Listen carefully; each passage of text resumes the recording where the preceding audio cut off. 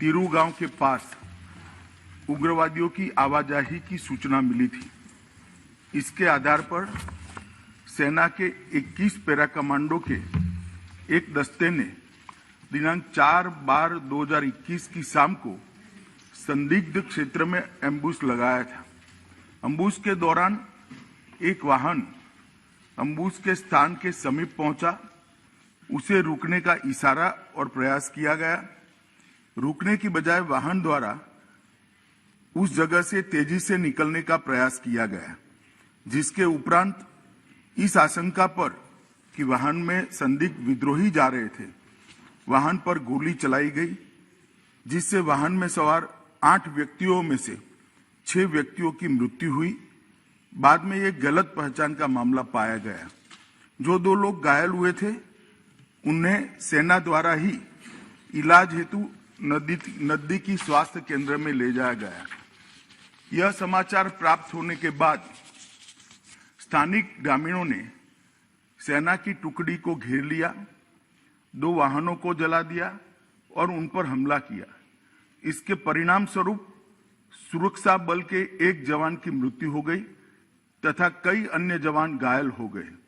अपनी सुरक्षा में तथा भीड़ को तितर-बितर करने के लिए सुरक्षा बलों को गोली चलानी पड़ी, जिससे 7 और नागरिकों की मृत्यु हो गई तथा कुछ अन्य घायल हो गए। स्थानीय प्रशासन और पुलिस ने स्थिति को सामान्य करने के प्रयास किए हैं। अभी स्थिति तनावपूर्ण लेकिन नियंत्रण में बनी हुई है। पुलिस महानिदेशक नागालैंड और आयुक्त नागालैंड ने दिनांक 5/12/21 को घटनास्थल का दौरा किया। ताजिद पुलिस थाने में घटना के बारे में प्राथमिकी दर्ज की गई है और मामले की गंभीरता को ध्यान में रखते हुए इस मामले को राज्य अपराध पुलिस स्टेशन को जांच के लिए सौंप दिया गया है। इस संदर्भ में एक विशेष जांच टीम SIT का गठन किया गया है, जिसे 1 माह के अंदर जांच पूरी करने के निर्देश दिए गए हैं।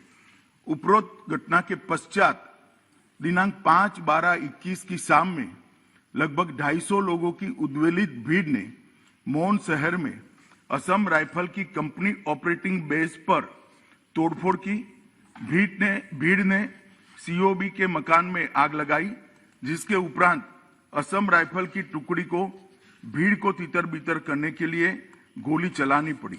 इसके कारण एक और नागरिक की मृत्यु हो गई और एक अन्य घायल हो गया। प्रभावित क्षेत्र में किसी और अप्रिय घटना को रोकने के लिए अतिरिक्त बलों की तैनाती कर दी गई है।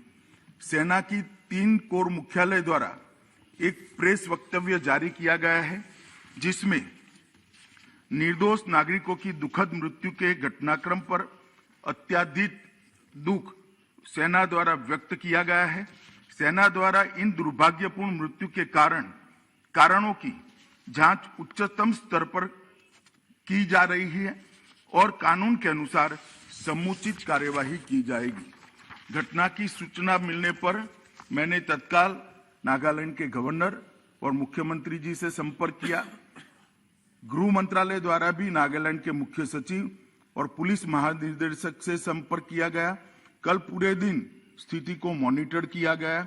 गृह मंत्रालय द्वारा तुरंत पूर्वोत्तर के प्रभारी अपर सचिव को कोहिमा भेजा गया, जहां उन्होंने आज सुबह नागालैंड राज्य सरकार के मुख्य सचिव एवं अन्य वरिष्ठ अधिकारियों और अर्धसैनिक बलों के वरिष्ठ अधिकारियों के साथ बैठक की। स्थिति का विस्तारपूर्ण समीक्षा की है, ताकि यह सुनिश्चित किया जा सके कि शीघ्र सामान्य स्थिति बहाल हो।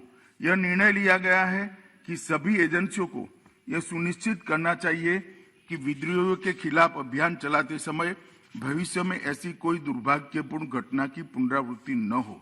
सरकार स्थिति पर सूक्ष्मता से नजर रख रही है और क्षेत्र में शांति और सौहार्द सुनिश्चित करने के लिए आवश्यकता अनुसार जरूरी उपाय भी किए जा रहे हैं। राज्य प्राधिकारियों ने एहतियात के तौर पर प्रभावित इलाकों में निषेधाज्ञा लागू की है। भारत सरकार नागालैंड में हुए इस दुर्भाग्यपूर्ण घटना पर अत्यंत खेद व्यक्त करती है और मृतकों के परिवारों के प्रति गहरी संवेदना व्यक्त करती हैं। Item number